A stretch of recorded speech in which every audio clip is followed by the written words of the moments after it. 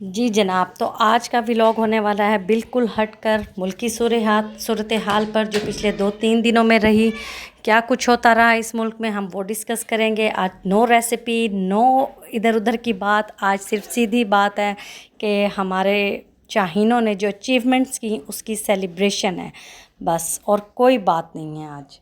तो गौर से मेरी बातों को सुनना है, बाकी सब चीज़ों को पीछे छोड़ देना है। अस्सलामुअलैकुम, मैं हूँ आपकी दोस्त, आपकी host साहिबाज। Welcome to my channel hang out with साहिबाज। Like करें, सब्सक्राइब करें और मुझे मोटिवेट करते रहें हम, क्योंकि आपकी मोटिवेशन से बहुत हौसला मिलता है और फिर दोबारा से वीडियो बनाने को दिल करता है। तो जनाब अल्हम्दुलिल्लाह रूटीन अपनी जगह पर ही है। मुल्क में जंग हो ना हो, नमाज फ़र्ज़ है, वो तो पढ़नी ही पढ़नी है, और इन्हीं नमाज़ों और इन्हीं दुआओं से ही आज हम महफूज बैठे हैं। तो जनाब अपनी जो मसनून दुआएं हैं, इनका जो ज़िक्र है करना मत भूलें, इन्हें ज़रूर पढ़ते रहें, और इन्हीं से ही आपकी हिफाजत है। जिन चीज़ों को हमारे नबी पाक ने सुन्नत बनाया है, उस सुन्नत को मत छोड़ें। दिन गुज़र जाते हैं, वक्त गुज़र जाता है। देखें, दिन मुश्किल थे, बहुत मुश्किल 4-5 दिन गुज़रे हैं। ज़ाहिर है मुल्क में एक बहुत ज़्यादा टेंशन थी, और इस टेंशन को कम करना आसान नहीं था, और इसमें काम करना भी आसान नहीं था। बच्चों को देखना, घर के सारे काम निपटाने, कोई चीज़ भी नहीं रुकती कहीं भी किसी के लिए किसी भी वक्त। हर वक्त हर काम अपनी जगह पर होना होता है। और ये जो जंग का माहौल पैदा हुआ, मेरी तो इसमें यही एक ही सोच है कि ये अल्लाह की ही मसलिहत थी इसमें। क्योंकि जब एक पत्ता भी, मेरे नज़रिए में एक पत्ता भी, हमारे उलमा कहते हैं कि जो है वो अल्लाह की मर्ज़ी के बिना नहीं गिर सकता। तो ये कैसे पॉसिबल है कि ये जो जंग हो गई, हम इतना हमारे मुल्क में आकर उन्होंने ड्रोन्स फेंक दिए, मिज़ाइल गिरा दिए, और जो लोग शहीद हुए, अल्लाह उन सब के दर्जात बुलंद करें। उनके लिए ख़ास दुआएं करनी है, उनके घर वालों के लिए भी, कि अल्लाह उनको सब्र जमील अता करे, जो कि बहुत मुश्किल है, लेकिन जिसमें जो रब करता है उसमें हमें राज़ी होना पड़ता है, उसमें ही हमारे लिए खैर होती है। तो ये मैं बात वही हो रही थी कि ये कैसे मुमकिन है। तो ये भी अल्लाह की तरफ से था। अल्लाह को पता है कि कब कौन सा काम किस वक्त पर होना है, और उसमें हमारे लिए क्या फ़ायदा है। और मुझे उसका फ़ायदा ये दिखा कि हमारा मुल्क जो बिल्कुल क्राइसिस में जा रहा था, कोई इस मुल्क को पूछने को तैयार नहीं था।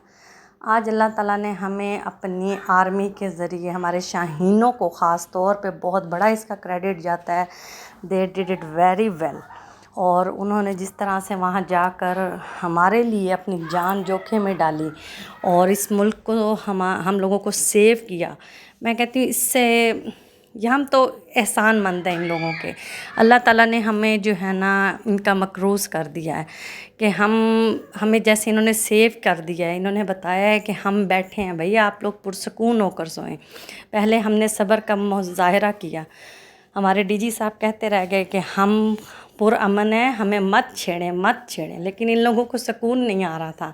उनके इंडिया वालों के एक मेजर साहब कह रहे थे कि आए हमारे पे बम फेंके, किस लिए रखे हैं कि भाई हम क्यों करें आपसे जंग, हमारा आपसे मसला क्या चल रहा है। उनको बताते रहे कि मत करें, हम जब करेंगे तो आपसे सहा नहीं जाएगा। लेकिन नहीं जनाब, उनको तो चाहिए था, रिस्पॉन्स चाहिए था।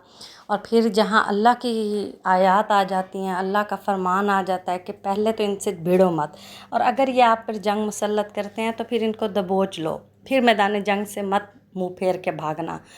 फिर हमारे शाहीनों ने और हमारी आर्मी ने इन्हें बताया कि भाई क्या करना है अब हमने। और फिर जब हमने रिस्पॉन्ड किया, रिटेलिएट किया, तो फिर उनको पता चल गया कि ये क्या हुआ है हमारे साथ। इसीलिए देखें ना, बिला वजह किसी को नहीं छेड़ना चाहिए। लेकिन इस छेड़छाड़ में मुझे वही समझ आई कि अल्लाह ताला ने हमारे मुल्क को एक डिग्निटी देनी थी। कहाँ हमें कोई न्यूज़ में हमारी कोई पॉजिटिव चीज़ ही नहीं आती थी। And now they CNN BBC talking about कि जी ये तो फ़िज़ा के बादशाह हैं। माशाल्लाह हमारे शाहीनों ने काम भी ऐसा किया, जिस तरीके से वो अपने त्यारे लेकर गए, जिस तरीके से उन लोगों ने वहाँ फ़ाइट की। और फ़ाइट किसके लिए की? वो सिर्फ हमारे लिए की, हमारे मुल्क को सेव करने के लिए की। और सलाम है इन माँओं को जिन्होंने ऐसे, मैं कहती हूँ, शेर दिल बच्चे पैदा किए हैं। چاہے وہ بحری ہو، چاہے وہ زمینی ہو، چاہے وہ فضائی فوج ہو، کوئی بھی ہو ہماری تینوں میں سے، کمال کمال ان کی مائیں ہیں، ان کو تو سرخ سلام ہے، ان کے والدین کو، ان کے جو باپ ہیں ان کو، جو یہ کہہ کر انہیں گھر سے بھیجتے ہیں کہ جنازہ جزد خاکی آنا چاہیے اور پیٹھ پہ گولی کھا کے مت آنا، سینے پہ کھا کر آنا یا غازی ہو کر آنا۔ یہ بہت بڑی بات ہے۔ میں خود اب ایک ماں ہوں اور مجھے پتہ ہے کہ یہ کتنا مشکل وقت ہوتا ہے۔ ایک ماں ہوں، مجھے پتہ ہے کہ اپنی اولاد کو اپنی آنکھوں سے دور کرنا کتنا مشکل ہے، اور یہ ہر ماں باپ کو پتہ ہے کہ اپنی اولاد کے بنا رہنا کتنا مشکل ہوتا ہے۔ آپ کو ان سے کتنا پیار ہوتا ہے، کتنا لگاؤ ہوتا ہے، آپ انہیں کیسے پیدا کرتے ہیں، ان کو کیسے بڑا کرتے ہیں، کتنی ہرڈلز آتی ہیں آپ کی لائف میں، آپ اپنی ضروریات کو پیچھے رکھ کے اپنے بچوں کی ضروریات کو پورا کر رہے ہوتے ہیں۔ یہ بہت مشکل چیز ہے، لیکن کیونکہ اللہ تعالیٰ نے ہمارے اندر شہادت والا رتبہ ہمارے لیے فائز کر دیا، ہمارے اندر وہ چیز ڈال دی، ایمان کی طاقت دے دی، تو اللہ نے جب اتنا فضل کر دیا ہوتا ہے نا، تو پھر انسان ہر چیز سے ڈر کر آگے آ جاتا ہے، پھر اسے کسی چیز کا خوف نہیں ہوتا، کیونکہ ہمارا یقین اور ایمان ہے کہ ہم نے ایک دن پلٹ کر اپنے رب کی طرف جانا ہے۔ تو جب رب کی طرف جانا ہے تو پھر کیوں نہ اس رتبے پر ہی جایا جائے جس کو اس نے پسند کیا ہے۔ تو وہ رتبہ کوئی چھوٹا رتبہ تو نہیں ہے شہادت کا، لیکن الحمدللہ ہماری ساری آرمی سیف رہی، لیکن جو لوگ چلے گئے اس دنیا سے، شہید ہوئے ان سارے 4-5 دنوں کے اٹیکس میں، جتنے بھی شہداء ہیں، اللہ تعالیٰ ان سب کی مغفرت کرے، ان سب کو جنت الفردوس میں اعلیٰ مقام عطا کرے، اور ان کے لیے بہت سی دعائیں ہیں، اللہ تعالیٰ ان کے گھر والوں کو صبر جمیل دے۔ مشکل وقت تھا، گزر گیا، اب نیکسٹ 2 ڈیز میں دیکھتے ہیں، سیز فائر ہو گیا، دیکھیں کیا بنتا ہے آگے، اب انڈیا دوبارہ آتا ہے کہ نہیں آتا، لیکن ایک پراؤڈ مومنٹ ہے، لوگوں نے اس کو بہت انجوائے کیا، انٹرنیشنلی لوگ بڑا اس کو اپریشیٹ کر رہے ہیں اور بڑے اچھے اچھے کمنٹس دے رہے ہیں اور سپورٹ کر رہے ہیں آپ پاکستان کو کہ ہاں بھئی یہ صحیح ملک ہے، یہ دہشت گرد، یہ ٹیررسٹ نہیں ہے، جس کو انڈیا ہمیشہ سے یہ کہہ کر اپنی موویز میں انٹروڈیوس کراتا رہا ہے۔ دیکھیں، عزت اور ذلت رب کی دین ہے، تو اللہ تعالیٰ نے ہمارے لیے عزت کا مقام بنانا تھا، اس نے یہ ہمارے لیے طریقہ چنا، ورنہ تو جہاں درخت کا پتا نہیں رب کی رضا کے بنا گر سکتا، وہاں اتنا بڑا محاذ کیسے ہو سکتا ہے۔ تو اسی لیے جو بھی رب کے فیصلے ہوتے ہیں، ہمیں صبر کے ساتھ، سکون کے ساتھ ان پر نظر کرنی چاہیے، اس پہ غور و فکر کرنا چاہیے کہ ہماری زندگی میں جو کچھ بھی ہو رہا ہے وہ ہماری اللہ کی مرضی سے ہو رہا ہے، تو اس کو قبول بھی کرنا چاہیے کھلے دل سے۔ خیر بانٹیں، خیر آئے گی، شر بانٹیں گے تو شر ہی آئے گا۔ انسان ہے، غلطیاں کرتا ہے اور سیکھتا ہے، لیکن تو اپنی غلطیوں پر بھی نظر کرنی چاہیے، چاہے ہم ہوں، کوئی بھی ہو، پرفیکٹ کوئی بھی نہیں ہے سوائے رب کی ذات کے، اور اس مرحلے میں ہمیں اپنے رب کے آگے جتنے سجدے کریں یہ کم ہیں، کیونکہ اللہ نے ہی فتح دلائی، اللہ نے ہی ہمارے دلوں سے ڈر اور خوف نکالا۔ اگر اللہ جو ہے ہمارے دلوں میں یہ خوف اور ڈر ڈال دیتا، اگر ہمیں یہ ڈر آ جاتا کہ ہم نہیں جنگ لڑ سکتے یا ہم کچھ نہیں کر سکتے، تو کیا ہوتا؟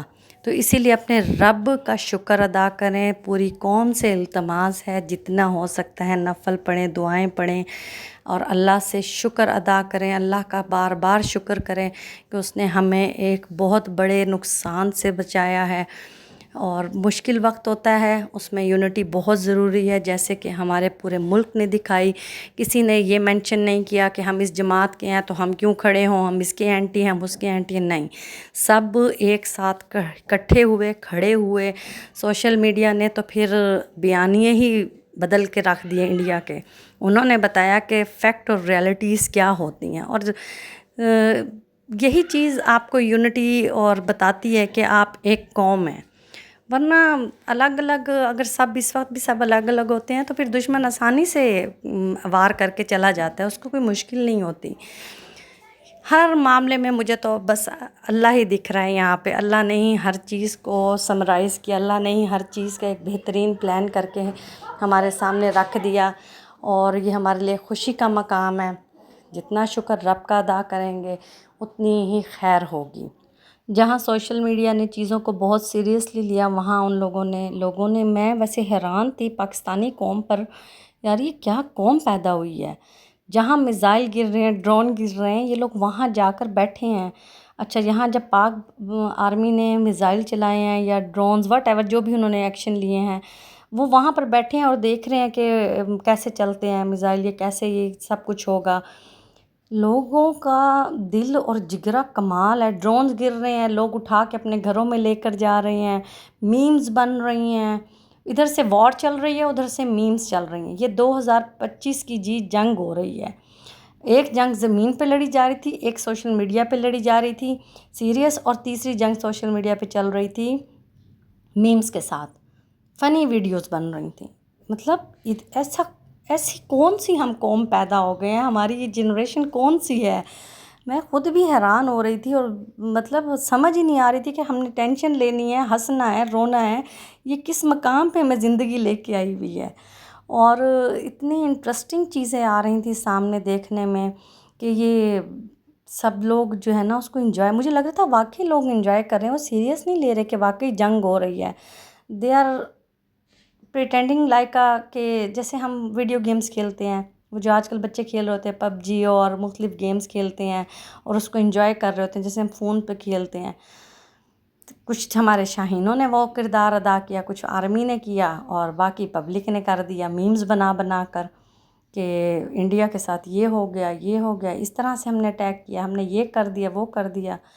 تو سلام ہے ان لوگوں کو بھی، پورے پاکستان کی عوام کو، جنہوں نے اتنی بڑی ٹینشن کے ماحول میں بھی چیزوں کو اتنا سموتھ رکھا کہ میں نے نہیں سنا کوئی بی پی ہائی ہو کر تو ہسپتال پہنچ گیا ہو، اپنے رشتہ داروں میں، دوست احبابوں میں، کسی کا نہیں سنا۔